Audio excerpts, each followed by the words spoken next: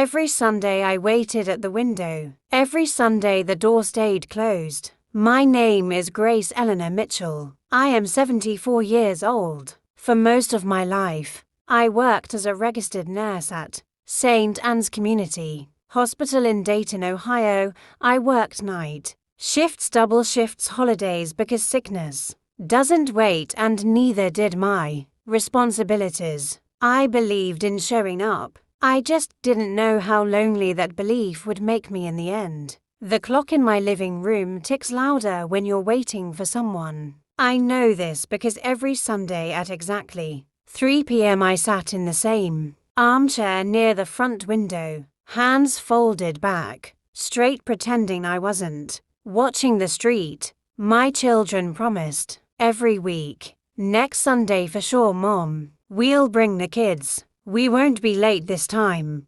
Promises are easy when you don't plan to keep them. I raised 3 children in this house. David, the eldest, practical, distant, always in a hurry. Laura, the middle, sweet words, empty follow through. Ethan, the youngest, kind at heart, weak with effort. After my husband died of a sudden heart attack, the house became quieter. Too quiet. I told myself that was normal. Children grow up. Lives get busy. But love is supposed to make time. Every Sunday I prepared. Even when my hands shook from arthritis. Even when my legs hurt from years of standing on hospital floors. I cooked David's favorite roast. Baked Laura's apple pie. Bought juice boxes for grandchildren who stopped asking who I was. At 3:10 I'd tell myself they were late. At 3:30 I'd reheat the food. At 4 o'clock I'd start cleaning, pretending dinner had been for me. Sometimes the phone rang.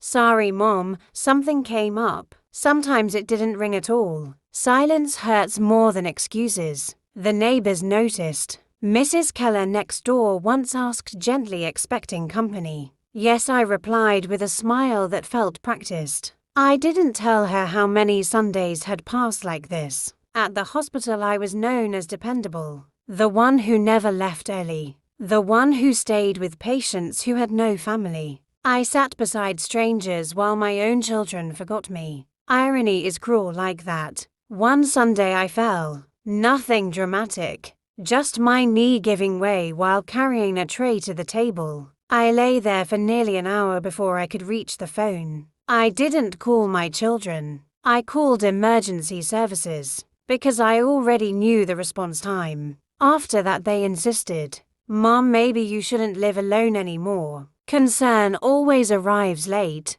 They didn't ask what I wanted. They discussed options. Assisted living. Part-time caregiver. Selling the house eventually. I listened quietly. Years of nursing taught me how to observe without. They promised again. "We'll visit more." I nodded. I always nodded. Weeks passed. Then months. The visits didn't improve. Only the excuses became more creative. I started writing letters. Not angry ones. Honest ones.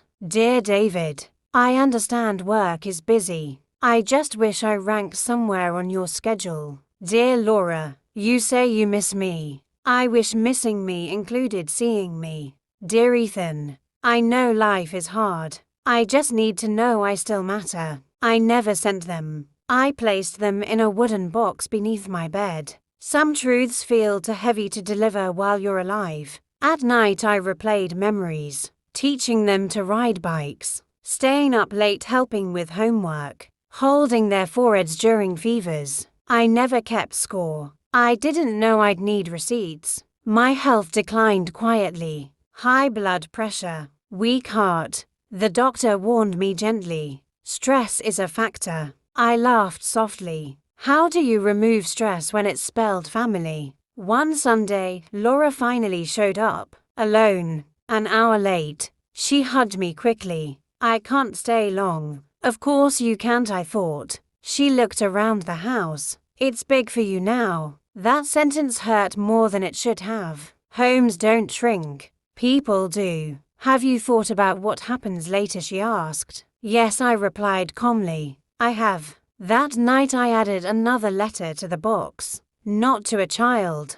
To all of them. When the day comes, Please don't cry for the mother you didn't have time for. Cry for the moments you postponed. I didn't know then that this letter would one day be read aloud. I just knew I was tired. The last Sunday I waited, the clock stopped working. 3 p.m. passed unnoticed. I didn't cook. I didn't set the table. I sat quietly, hands folded, staring at nothing. For the first time I didn't expect them. And that realization hurt more than all the Sundays before. I placed the wooden box on the table, ran my fingers over its surface. Inside were years of unsaid truths, a lifetime of disappointment written gently. I sealed it, and wrote instructions on the lid, to be read when I'm gone. I thought that would be the end. I was wrong. Because sometimes the loudest truth is the one spoken after silence. They said there was always next week.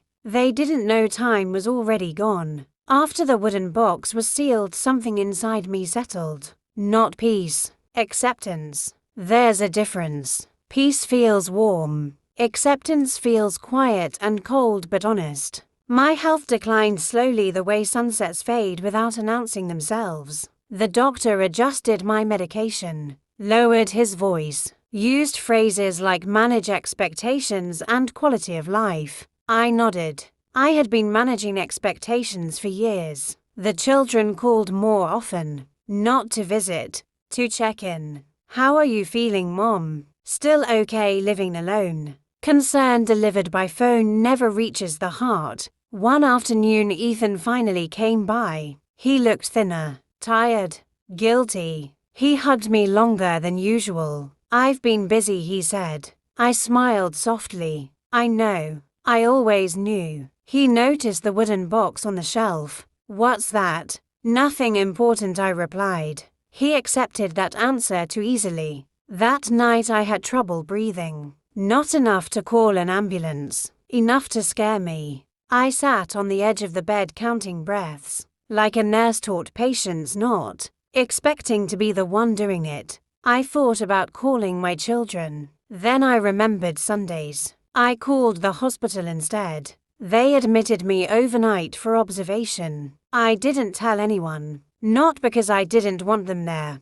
because I didn't want to wait. The nurse on duty recognized my name. You used to work here, she said warmly. Yes, I smiled. A long time ago. She squeezed my hand. We'll take good care of you. And they did. Strangers always did. David found out 2 days later. The hospital billing department called him as my emergency contact. He showed up angry. Not at me. At the situation. Why didn't you tell us, he asked. I looked at him calmly. I didn't want to inconvenience you. The words hit harder than shouting ever could. Laura came the next day. Tears, apologies, promises again. We'll do better, she said. I nodded. I didn't say anything. Some promises expire before they're spoken. Ethan stayed the longest. He helped me eat, adjusted my pillows. For a moment it felt like hope again. Then his phone rang.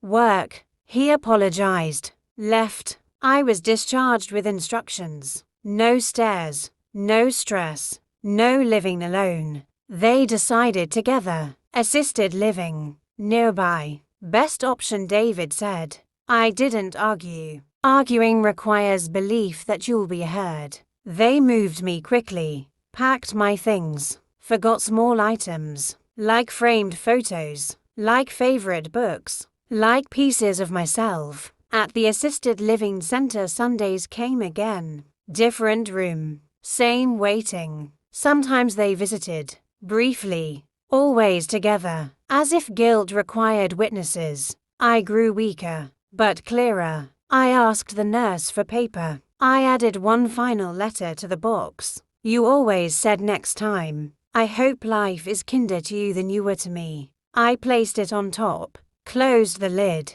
The night I passed, it was quiet. No drama. No crowd. Just a nurse holding my hand. I'm here, she said. I believed her. They found the box the next morning. David read the label. His hand shook. What is this? Laura asked. David swallowed. I think it's for us. The funeral was scheduled quickly. Relatives came. Neighbors whispered. People spoke kindly, as they always do when it's too late. Then came the moment. The minister held up the box. This was requested to be read aloud, he said. The room shifted. Uncomfortable. Curious. David stood, his face pale. I'll read it, he said. He opened the box, pulled out the letters, one by one, and as he began to read, the truth finally entered the room. They waited for forgiveness. They weren't ready for truth. The room was silent in a way that felt heavy, like the air itself was listening. David stood at the podium holding the first letter with trembling hands. The paper was yellowed edges soft from time. He cleared his throat and began to read. Dear my children, if you are hearing this, it means I am no longer waiting. A few people shifted uncomfortably. Laura's eyes filled with tears already. I used to count Sundays, not because I loved the day, but because you promised. David paused, swallowed, continued. Every week the same words. Next Sunday, Mom. I believed you. Every time. A quiet sob came from the front row. I ironed my clothes anyway. Cooked too much food anyway. Sat near the window anyway. David's voice cracked. I don't blame you for being busy. I blame myself for believing love should beg. Gasps rippled through the room. Laura covered her mouth. Ethan stared at the floor. David unfolded the second letter. His hands shook harder now. Do you know what hurts the most? Not being alone, but being remembered only when convenient. The minister shifted. This was no longer a funeral. It was a reckoning. I never wanted grand gestures. Just presence. Just time. Just truth. David stopped reading. Tears streamed freely now, but the room waited. So he went on. When I got sick, I realized something. You didn't forget me. You postponed me. Someone whispered, oh my God. The third letter was shorter, written shakily. I forgave you many times. You just never came back to receive it. David folded the paper and lowered his head. The silence screamed. Then he opened the final envelope, the one on top, the last letter. This is not revenge. This is release. David's breath hitched. I loved you enough to let go, enough to stop waiting, enough to choose peace over pain. He looked up. His eyes searched the room, as if hoping his mother might still be there. Please don't carry guilt. Carry truth. And don't make promises you don't intend to keep. To anyone. David collapsed into the chair. The letters slid from his hands. The truth had been spoken. Too late. Outside the church no one spoke. Laura finally broke down. She waited, she cried. She waited for us. Ethan whispered, I thought we had time. David stared ahead. We always think that. Weeks later life moved on, as it always does. But something had changed. Laura started volunteering at the assisted living center. Ethan began visiting his grandmother's grave every Sunday. David kept the wooden box, empty now, but heavier than ever, and sometimes late at night, he would open it, as if hoping the letters might forgive him back. END. If this story touched your heart, like For Every Parent Still Waiting. Subscribe for stories that speak the truth. Comment she deserved better, because some lessons come too late, but they still deserve to be heard.